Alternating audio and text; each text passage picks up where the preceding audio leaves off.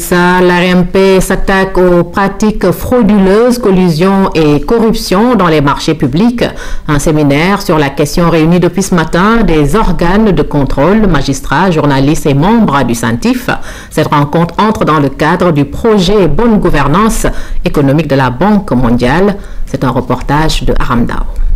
Les pratiques frauduleuses n'épargnent pas les marchés publics.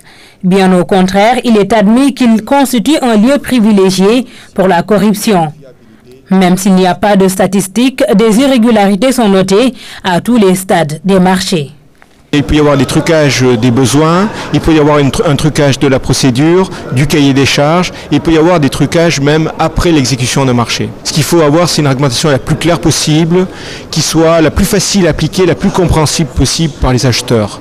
Et ensuite, ce qu'il faut, c'est avoir une justice qui soit efficace, qui ait les moyens d'enquêter. Des cas patents de corruption, la RMP ne peut pas les exhiber. L'agence de régulation est consciente d'une chose, le risque est bien réel au Sénégal. La commande publique au Sénégal est évaluée à 800 milliards. Donc avec cette manne financière qui est mise en tout cas à la disposition des opérateurs économiques, il ne peut pas manquer des tentations pour que des faits de corruption puissent être mis à jour.